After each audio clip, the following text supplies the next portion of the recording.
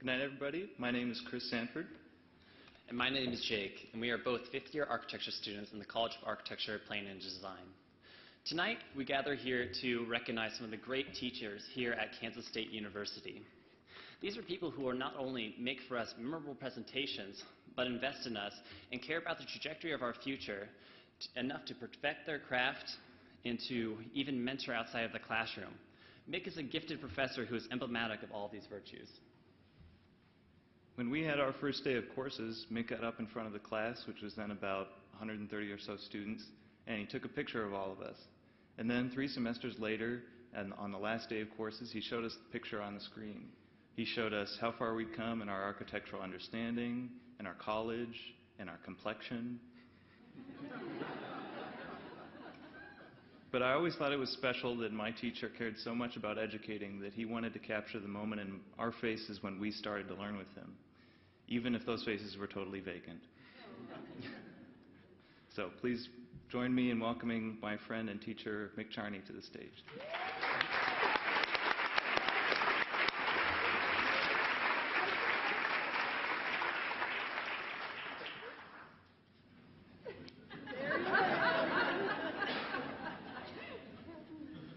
I am an architect. I know what is to come by the principles upon which it is based. Those are the words of Howard Rourke in The Fountainhead. I am an architectural historian, and I know what is to come, but only by virtue of hindsight, because I think it's foolhardy for any historian to try to predict the future. But if I did try, I would predict that both Jake and Chris are going to do remarkable things in the future. I sincerely believe that, guys. Thank you for being here for me tonight. Foolhardy to predict the future?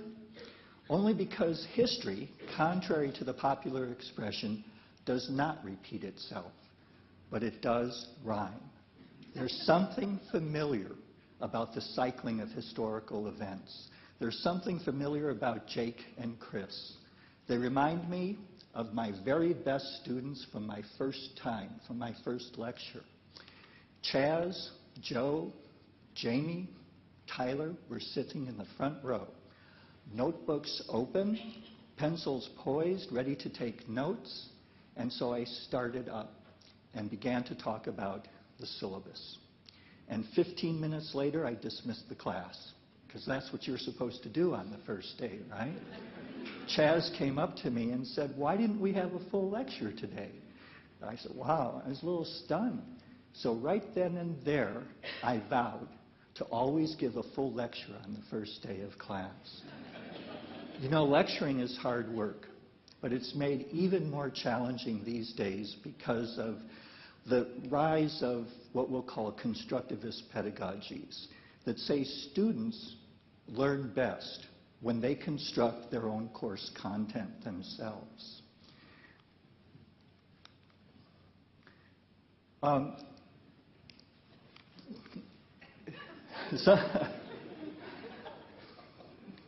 No, I come from a generation where lecturing is the bystander. And some people say, because of these constructivist pedagogies, that the lecturer is dead. But I like to reply, when the automobile was invented, they didn't go out and shoot all the horses.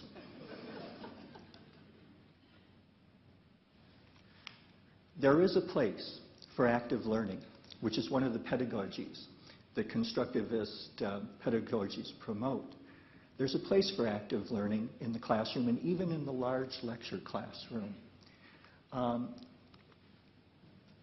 Just because we have all these fancy devices, you know, clickers and PowerPoints, doesn't mean that we have to immediately outlaw all of those. Look at how much fun the students are having, just raising their hands. I'm one of those people who believe that there's still a place in the academy for old-fashioned good lecturing.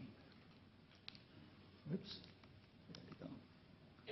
Now, as I lecture, of course, I lean heavily on a lot of crutches.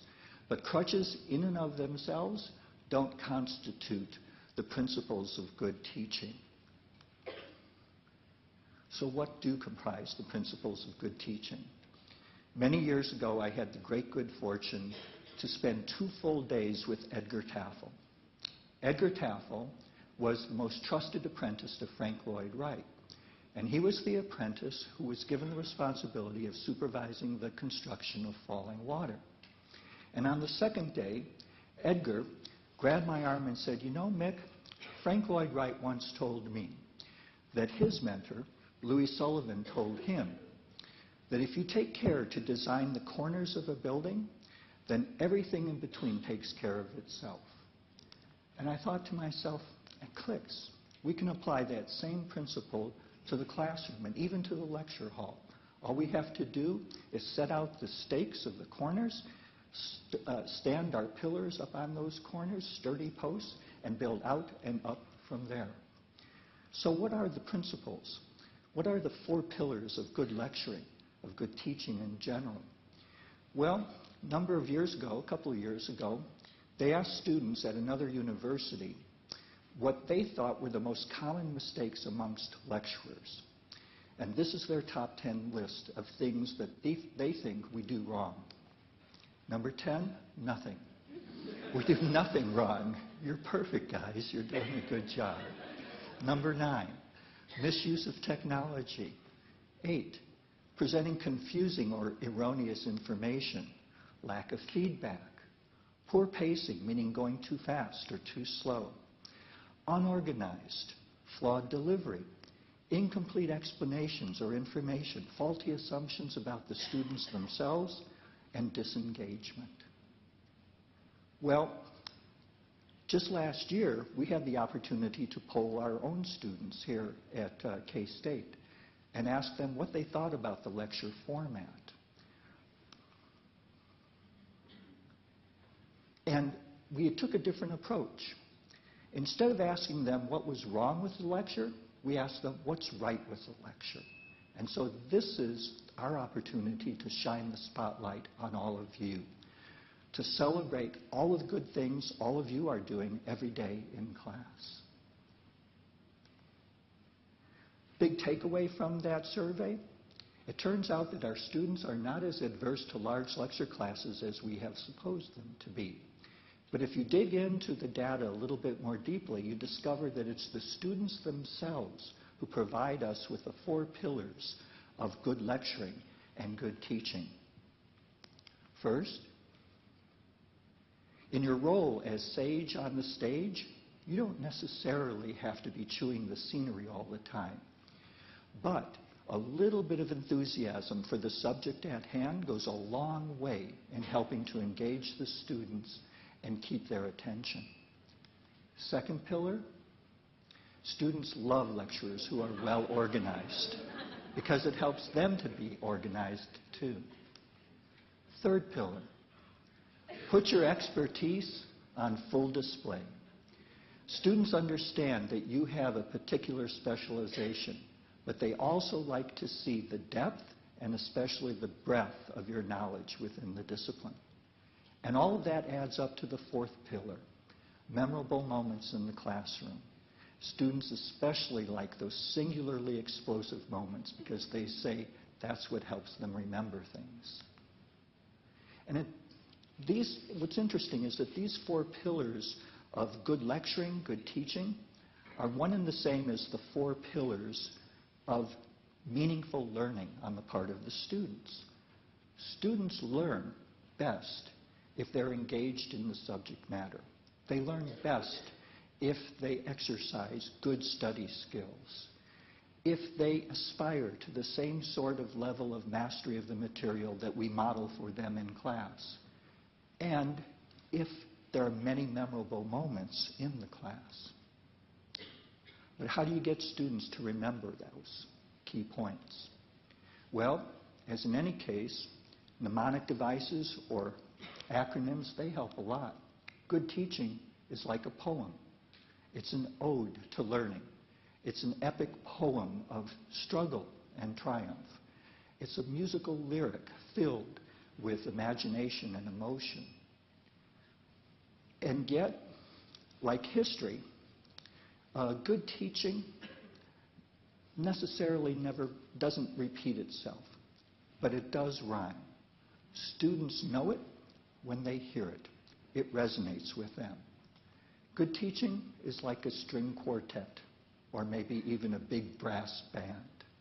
When everybody is on the same page, marching to the same beat, playing their individual parts, but working hard to synchronize with each other, then magic can happen.